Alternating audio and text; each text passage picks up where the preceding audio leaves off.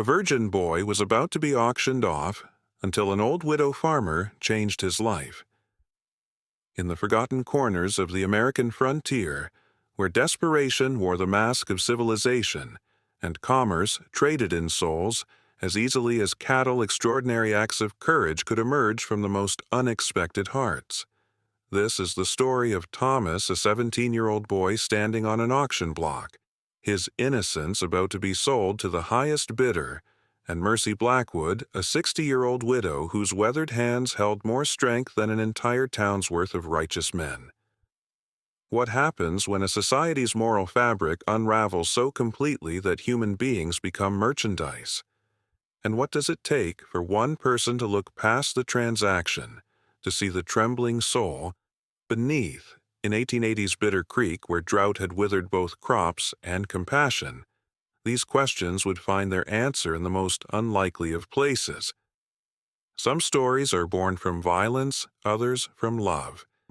This one was forged in the space between where survival meets salvation, where a dollar's worth of dignity could purchase a lifetime of redemption. It's a tale that will challenge everything you think you know about family, about belonging, and about the price of human worth. What would you have done in Mercy's place? Share your thoughts in the comments below. Your perspective might change how others see this story. The auction house squatted like a festering wound in the heart of Bitter Creek, its weathered boards drinking in decades of desperate transactions. Inside, the air hung thick as molasses, reeking of tobacco spit, unwashed bodies, and something darker, the acrid scent of souls being bartered like grain. Thomas stood on the platform, 17 years of innocence reduced to inventory. His wrists bore the chafe marks of rough hemp. His clothes, once his Sunday best, now hung like rags on his slight frame. The auctioneer, a man whose gut strained against a waistcoat stained with the evidence of better meals, circled him with the practiced eye of a horse trader. "Look at them hands," the man called out to the sparse crowd. "Soft yet, but strong bones. Good for farm work, good for other things." A ripple of crude laughter followed. Thomas fixed his gaze on a dark knot in the floorboard, mapping its whorls and grain as if it were a door to somewhere else. Anywhere else.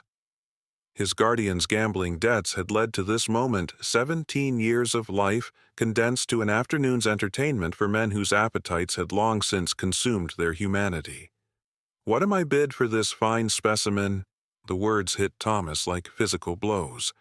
Specimen. As if he were a bug pinned to a board, something to be examined, prodded, owned. The bidding started low, desultory, the offers thrown out like coins into a beggar's cup. $5, 7. Each number carved another piece from his dignity. Thomas had heard stories whispered in orphanage dormitories after lights out. Stories of boys who disappeared into the frontier, their innocence purchased by men whose isolation had curdled into something poisonous. He closed his eyes, willing himself, smaller and visible. The auctioneer's voice grew more urgent as the bidding stalled. "Come now, gentlemen, a bargain at twice the price, fresh as morning dew, this one." Thomas's stomach churned. The heat in the room was suffocating, pressing against him like the breath of predators. He could feel their eyes cataloging him, assessing his worth in ways that made his skin crawl. The orphanage had been cruel, but this was something else entirely. $15 from the gentleman in the derby. Darby Hat was a railroad man with soft hands and hungry eyes. Thomas had seen him earlier whispering with other men, their conversation dying when they noticed his approach. Now, those whispers had found their price. Going once. The gavel hovered in the air like an executioner's axe. Thomas braced himself for the fall, for the moment when his life would officially belong to someone else's appetites.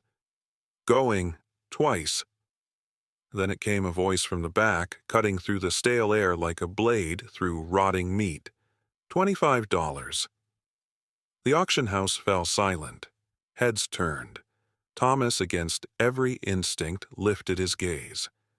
She stood in the doorway, backlit by the harsh afternoon sun, a figure carved from 60 years of prairie hardship.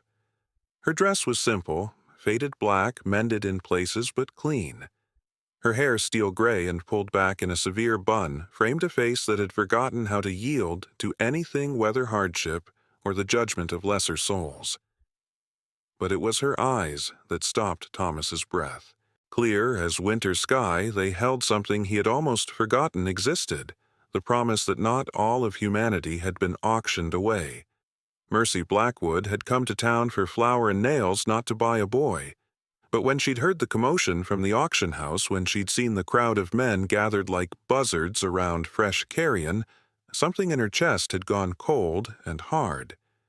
She'd pushed through the throng, her weathered hands gripping the worn leather purse that contained 3 months of egg money, and seen him there on the platform.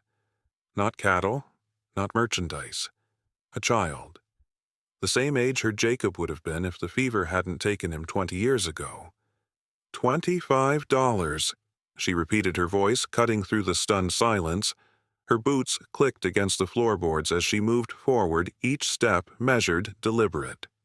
The crowd parted before her, uncertain how to process this development.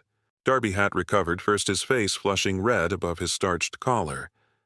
"Now see here, woman." 30, Mercy said, not looking at him. Her eyes remained fixed on Thomas, steady as lighthouse beams. In them, he saw something impossible: protection. The auctioneer, sensing opportunity, seized the moment. $30. Do I hear? 35. Darby Hatt's mouth worked like a fish gasping in air.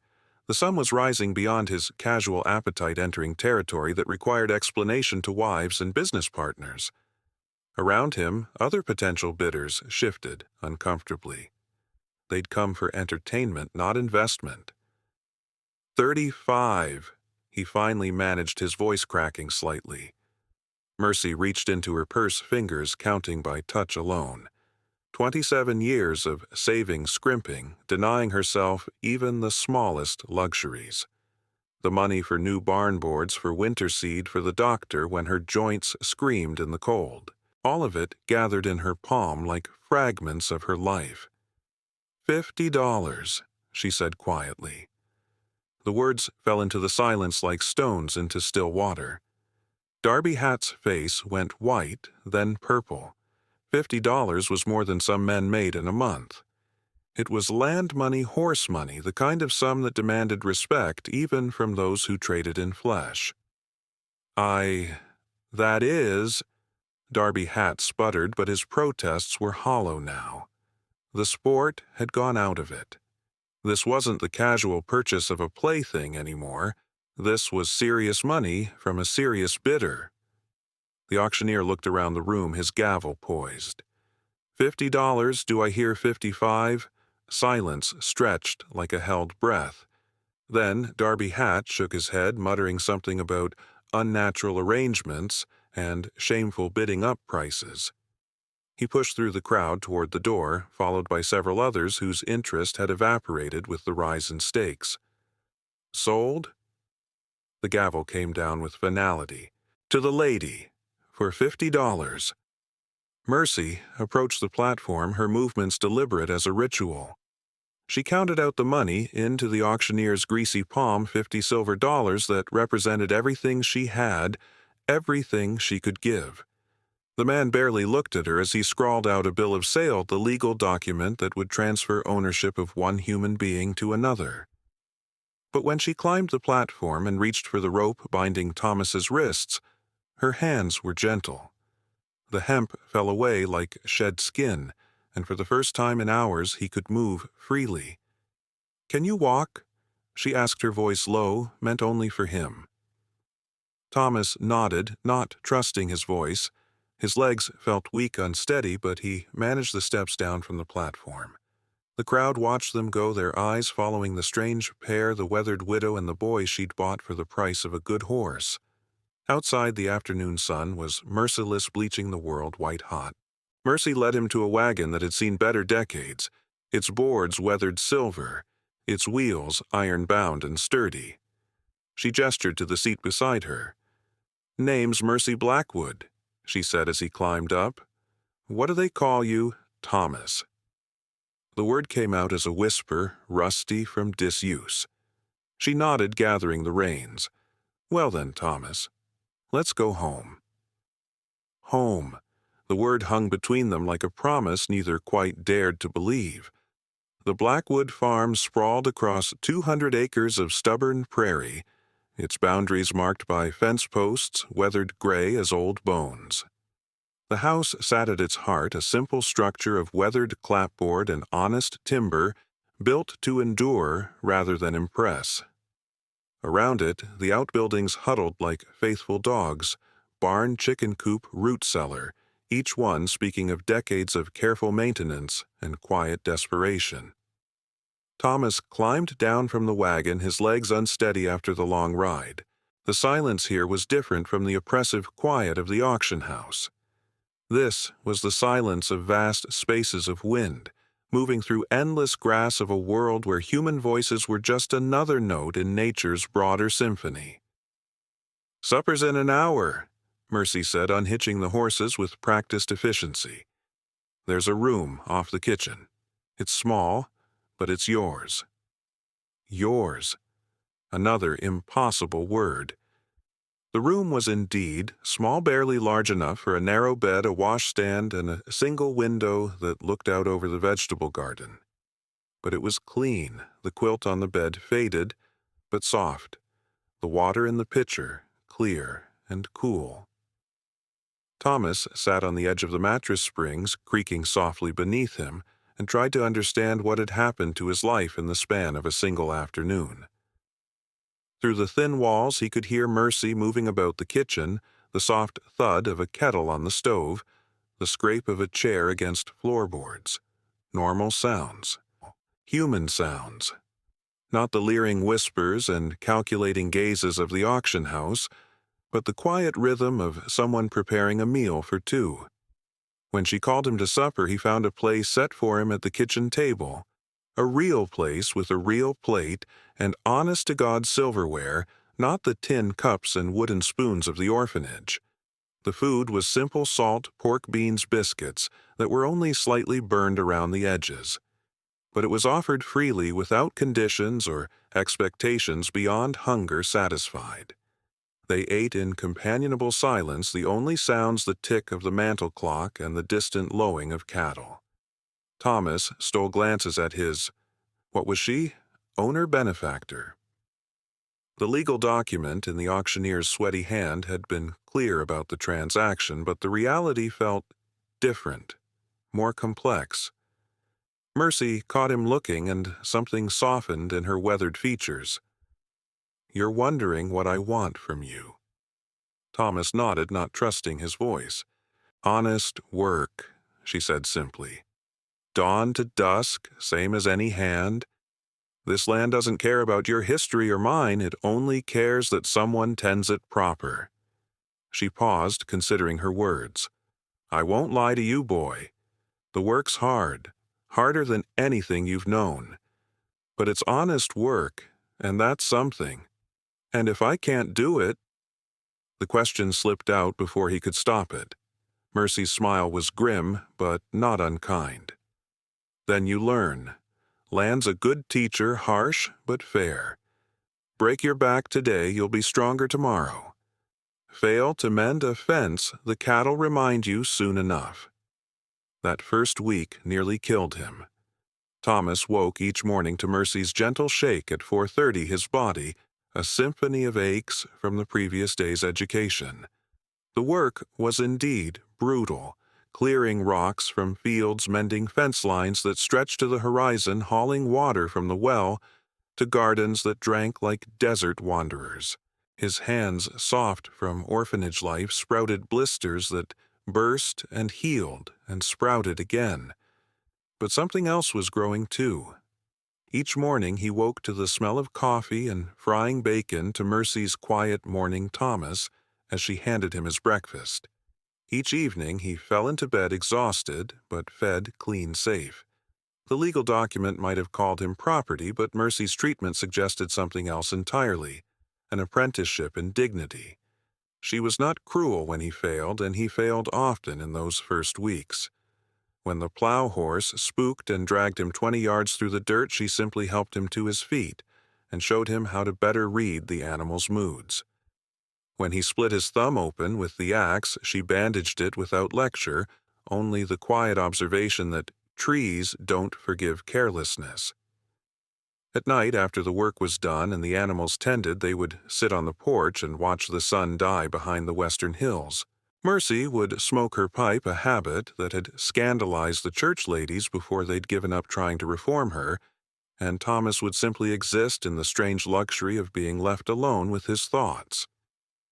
It was during one of these twilight silences that Mercy spoke the words that would change everything. "You remind me of my boy." The admission hung in the cooling air between them like a bridge neither had quite dared to cross. The photograph sat on Mercy's mantelpiece like a shrine to stolen time.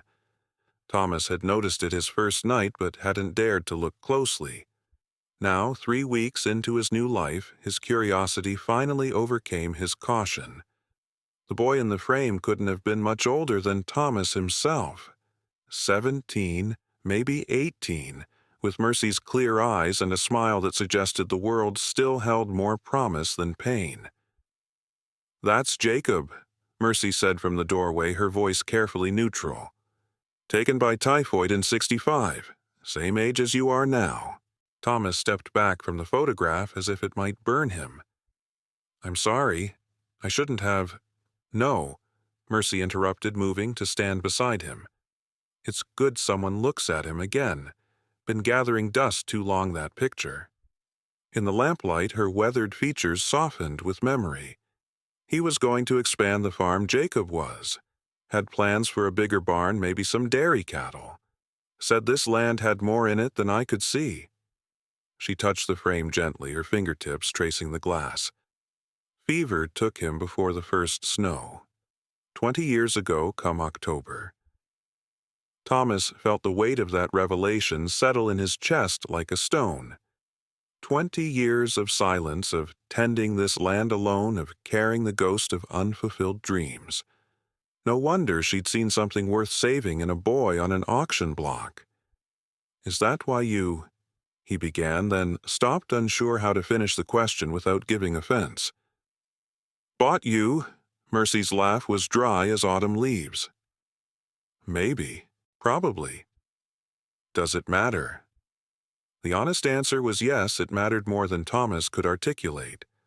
To be saved out of love for a dead boy was different from being saved for his own sake. But in the weeks since the auction, he'd begun to understand that motivation was less important than action. Whatever had driven Mercy to spend her life savings on him, the result was the same. He was here safe, learning to be something more than merchandise. "Tell me about before," Mercy said one evening as they mended harness by lamplight. "About how you came to be on that block." The story came out in pieces, fragments of a life that seemed to belong to someone else now. His parents, dead of influenza when he was 8. The orphanage where survival meant learning to be invisible, useful, forgettable. His guardian, a distant cousin who'd taken him on more as obligation than affection. The gambling debts that had mounted like storm clouds, the creditors who'd grown increasingly creative in their demands for payment. When they told me I was to be sold, Thomas said, his voice barely above a whisper, "I thought maybe death would be kinder." Mercy's hands stilled on the leather straps. And now, Thomas considered the question seriously. His hands were calloused, now his shoulders broader from the constant lifting and hauling. The work was still brutal, but it was his work building something rather than simply surviving. Each fence post he set, each field he cleared, each animal he tended, added something to the world rather than simply taking from it. "Now I think maybe this is what living feels like," he said finally. The admission surprised them both. Mercy's eyes grew bright in the lamplight, and she reached across the small space between them to squeeze his shoulder the first time she'd touched him since cutting away his bonds at the auction house. "Jacob would have liked you," she said, and somehow Thomas knew it was the highest praise she could offer. But even as their bond deepened, the shadow of his purchase lingered. In town, when they went for supplies, Thomas felt the weight of stares and whispers. The widow who'd bought herself a boy, the unnatural arrangement, the questions about what really went on at the Blackwood farm after dark. Thomas began to understand that their salvation came with a price, the judgment of those who couldn't conceive of a transaction between human beings that wasn't fundamentally corrupt. In their eyes, his presence in Mercy's house was either exploitation or something worse, an arrangement that defied the natural order of things. "Let them talk," Mercy said when she caught him flinching at the whispers in the general store. "Small minds need small scandals to feel important." But Thomas could see the cost of their judgment in the set of her shoulders, the way she held her head a little higher when they passed the church ladies on the street. She was paying for his salvation in the coin of her reputation, and that knowledge sat heavy in his chest. Still, as autumn painted the prairie in shades of gold and rust, Thomas found himself thinking less about the price of his freedom and more about the gift of it. Each sunset from the porch, each shared meal, each quiet word of instruction or encouragement was building something in him that had never existed before, the sense that he belonged somewhere to someone for reasons that had nothing to do with his usefulness or his availability for purchase. He was for the first time in his 17 years home. The drought came first, turning the prairie to tinder and the river to dust. Then came the visitors, their self-righteousness bright as polished silver, sharp as broken glass. Thomas was splitting wood when he saw them approaching 3 men on horseback, their clothes marking them as townfolk rather than farmers. He recognized the banker Harold Morse, who'd engineered his original sale. The other 2 were strangers, but their purpose was written in the hard set of their faces and the way they reined up in the yard like a tribunal come to judgment. "Mrs. Blackwood." Morse called out, his voice carrying the authority of a man accustomed to being heard. "We need to speak with you."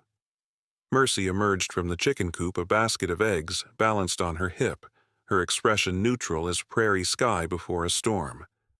Thomas moved closer, the axe still in his hands, though he wasn't sure what he intended to do with it. "Gentlemen," Mercy said, her voice holding exactly the right amount of politeness to avoid outright insult. "What brings you out to my farm?" "Concern," said one of the strangers, a thin man whose collar was too tight for his neck. "Christian concern for the moral welfare of this community." Morse dismounted his boots, raising small puffs of dust from the hard-packed earth. "There have been complaints, Mrs. Blackwood, about the arrangement you have with this boy." His gaze flicked to Thomas, then away as if looking too long might contaminate him. "What arrangement would that be?" Mercy's voice remained level, but Thomas caught the dangerous undertone like ice cracking on a pond. "A woman of your age," the thin man continued, "living alone with a young man unmarried without proper supervision or covenant of marriage. It's unseemly, unnatural. Some might even say sinful." The third man, broader and meaner looking, spat a stream of tobacco juice into Mercy's carefully tended flower bed. "Heard tell you bought him at auction. That's not Christian charity, woman. That's something else entirely." Thomas felt heat rise in his chest, a fury he hadn't known he possessed. These men who'd stood silent while he was offered up like livestock now dared to question the one person who'd shown him kindness. His grip on the axe handle tightened. "Careful, boy," the broad man said, noticing the gesture. "You'll find things go hard for those who raise hands against their betters." "His betters." Mercy's voice cut through the tension like a whip crack. "And who might those be? Men who profit from selling children, men who see sin in mercy and corruption in kindness." She stepped forward, and despite being outnumbered, despite the men being mounted while she stood on foot, somehow she seemed to loom over them all. "Mrs. Blackwood," Morse said, his banker's voice trying to restore calm, "be reasonable. The boy needs proper guidance, Christian guidance. We're prepared to take him off your hands, find him a suitable placement with a God-fearing family, like the placement you found for him before." Thomas spoke for the first time, his voice carrying further than he'd intended. "In that auction house sold to the highest bidder." The banker's face flushed red. "That was different. A legal matter. Debts had to be paid. And now another debt needs paying." Mercy interrupted, her eyes blazing. "The debt of conscience. You good Christian men stood by while a child was offered up like meat at market, and now you come to my land questioning my morals." She laughed, a sound like steel striking stone. "Where was your Christian concern then?" The thin man's collar seemed to grow tighter. "We're offering the boy a chance at respectability." "No," Thomas said, surprising himself with the firmness in his voice. "You're offering me another kind of auction block. Just prettier words this time." He stepped closer to Mercy, the axe still in his hands, but held casually now, more tool than weapon. "This is my home. She's my—" He paused, searching for words that could encompass what Mercy had become to him. "She's my family. The only real family I've ever known." The broad man's hand moved to his belt, where a pistol hung in a worn holster. Boy's got ideas above his station. Maybe it's time someone reminded him of his place. But when he looked up, he found himself staring into the twin barrels of Mercy's shotgun, which had appeared in her hands with startling speed. "His place," she said quietly, "is here, on my land, under my protection. And any man who thinks different is welcome to test that conviction against 12-gauge shot." The standoff stretched like a held breath. 3 mounted men, armed and backed by the authority of town and church, facing one old woman and a boy with an axe. On paper, it should have been no contest. But there was something in Mercy's bearing and the steady certainty of her voice that gave them pause. "This isn't over," Morse said finally, wheeling his horse around. "There are laws, Mrs. Blackwood. Proper channels. You can't keep him here against the will of decent people forever." "Watch me," Mercy replied, the shotgun never wavering. They rode away in a cloud of dust and mutual threats. But Thomas knew it wasn't finished. Men like that didn't accept defeat. They just changed tactics, found new weapons, pressed the fight on different ground. "They'll be back," he said as the riders disappeared over the horizon. "Yes," Mercy agreed, finally lowering the gun. "But when they come, we'll be ready." That night, by lamplight, she began teaching him to shoot. 3 years had passed since the auction block, and the boy who'd once stood there in shame had grown into something the men of Bitter Creek hadn't anticipated, a man who knew his worth. Thomas's shoulders had broadened with honest labor, his hands grown strong from working Mercy's land.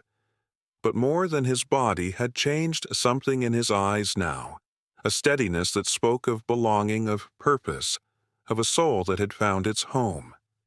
The farm prospered under their joint care. The fields that had struggled under Mercy's solitary efforts now yielded crops that were the envy of the county. The barn had been expanded just as Jacob had once dreamed. Dairy cattle grazed in pastures that had been reclaimed from scrub and stone through backbreaking work and stubborn determination. "You've got a gift for this," Mercy said one golden afternoon as they surveyed their harvest. "The land responds to you."